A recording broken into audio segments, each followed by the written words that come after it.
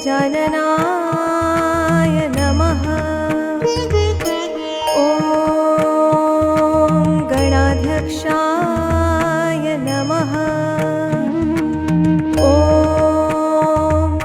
विघ्नराजाय नमः। ॐ विनायकाय नमः। ॐ द्वैमातुराय नमः। ॐ द्विमुखाय नमः।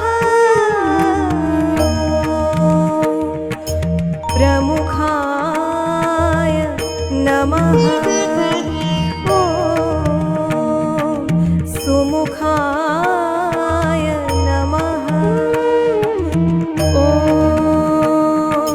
कृतिने